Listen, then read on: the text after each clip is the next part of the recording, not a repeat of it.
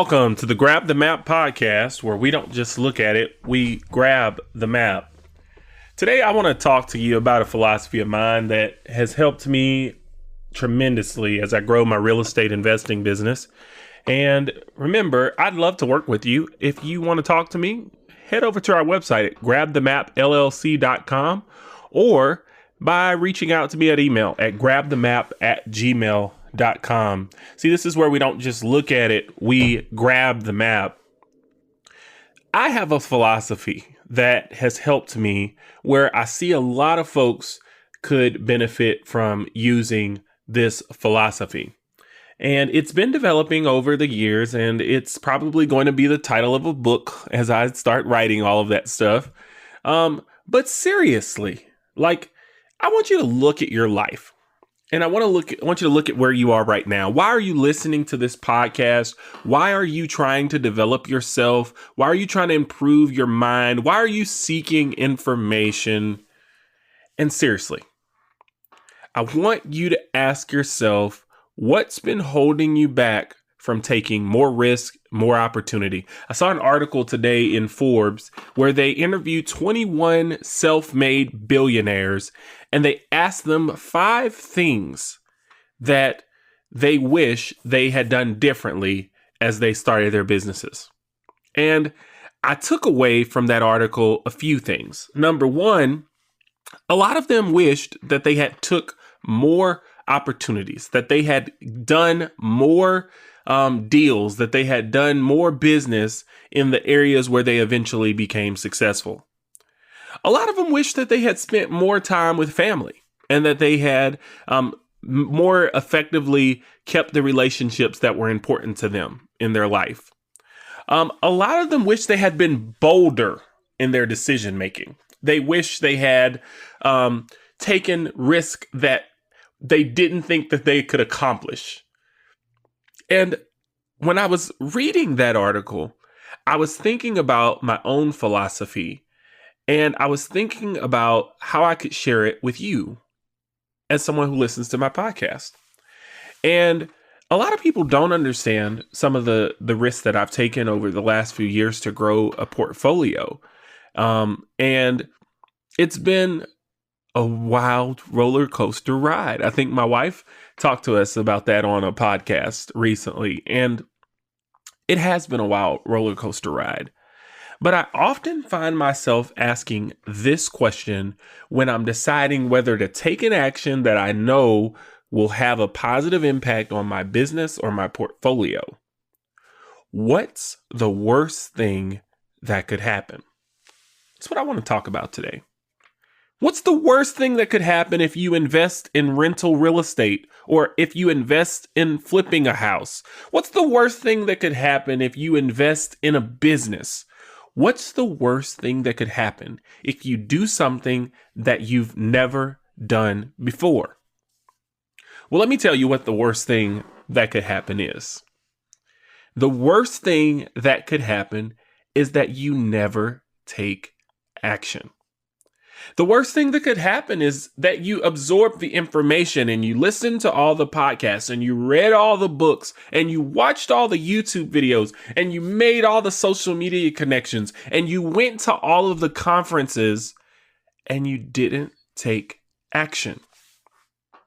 You see, I've talked to you before about how we learn when we do things. We learn when we take action. And the worst thing that could happen is that we end up exactly where we are right now.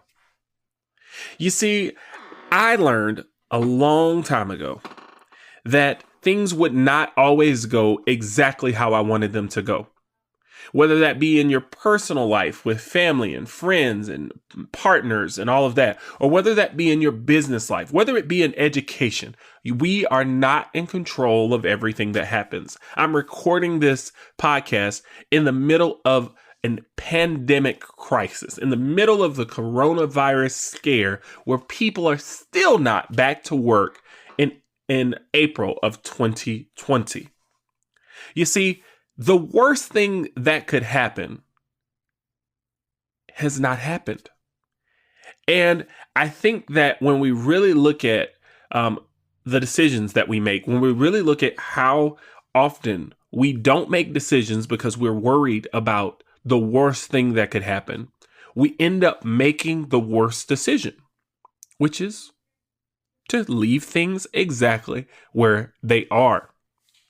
I talked to another investor yesterday, and he told me that he has a successful real estate business right now. But in the early days, he ended up having to give a lot of his houses back to the state because he didn't save up the money for taxes to pay the taxes on his rental property. And so he said that he ended up starting off with 5 properties, fixed them up all nice and neat, got renters in them. But by the time that he had the money to pay the real estate taxes on the property, he had already lost the properties. And I told him, I said, man, I know you wish you hadn't done all of that work. And I know you wish you hadn't had that happen to you. And he said, absolutely not. He said now he owns hundreds of rental units. And if it hadn't been for him losing those first few properties, he would not have gotten to the portfolio size where he is now. What does he mean? Does he mean that he wishes he had lost those first few properties? No. What it means is when we start something, we never lose. When we have an experience in life, we never lose. What's the worst thing that could happen if you lend that first $50,000 to an educated partner who can help you get into a real estate deal? What's the worst thing that could happen if you buy that first house at the right price and flip that house? What's the worst thing that could happen if you make a business relationship with somebody? Think about all those things that we think about that keep us from taking action. Okay.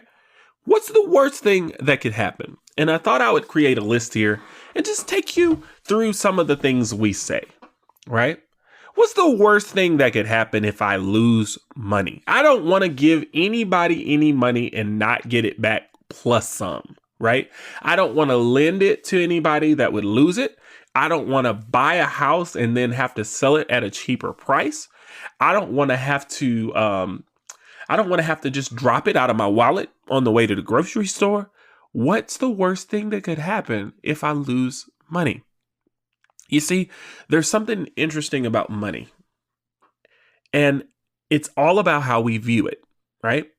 Some people view money as this piece of paper or electronic instrument that is hard to find. It's extremely rare, and we can't get it. It's just not enough of it out there.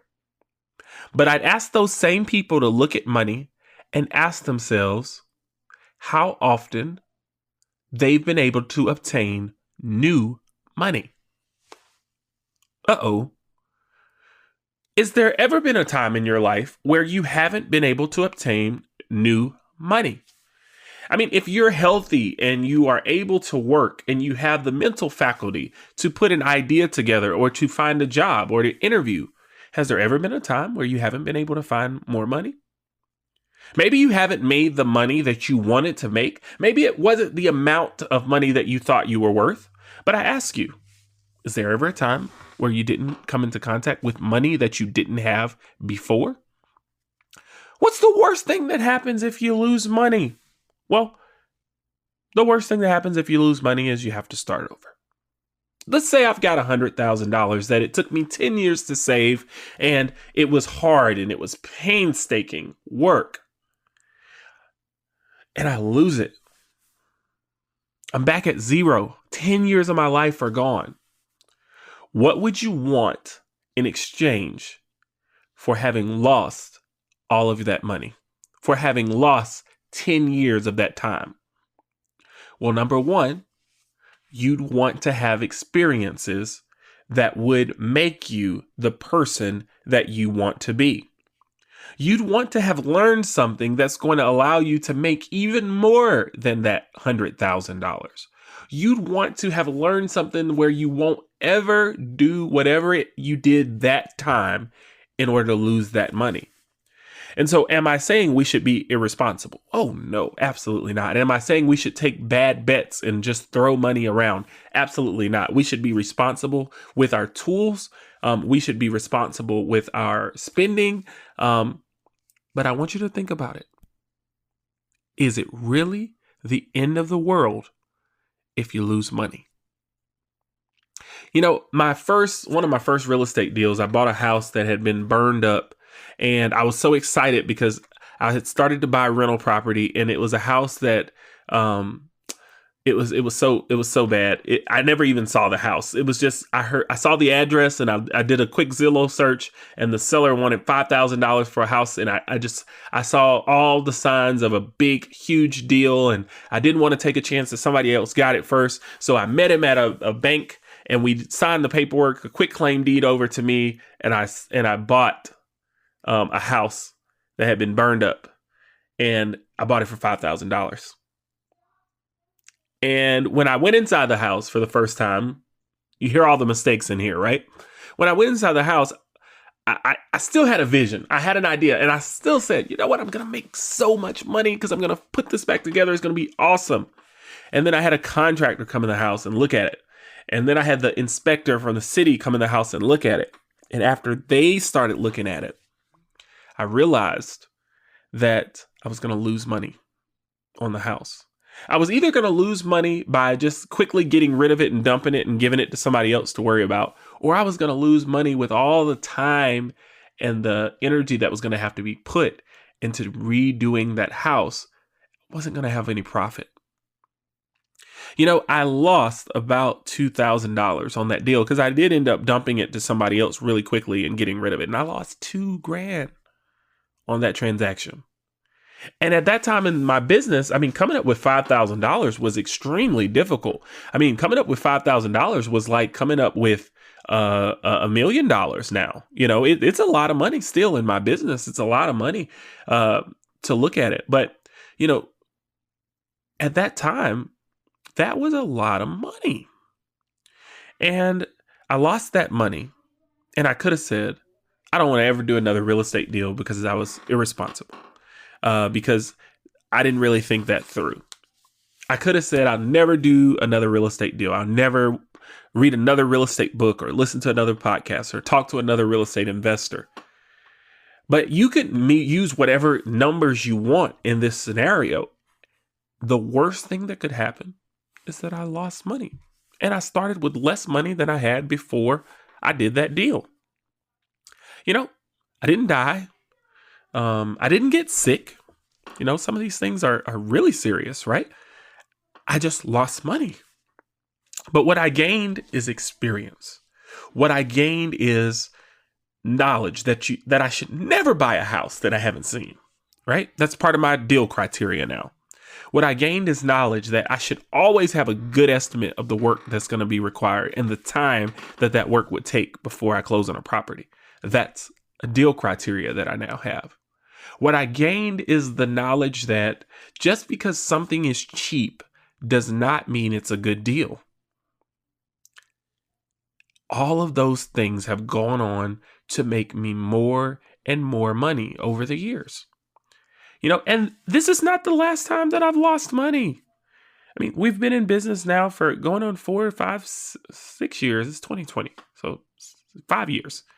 And, you know, looking at it, I've lost money in the last 60 days. Does it mean that that's the worst thing that could happen? No. What it means is we win some and we lose some. And the worst thing that could happen is that we not ever win any because we're not in the game. What's the worst thing that could happen? That I never did that deal with that burn up house for $5,000. It's the worst thing that could have happened that I not learned that I need to look at houses before I buy them, or that cheap houses are not always good deals. We need to get in the game. What's the worst thing that could happen?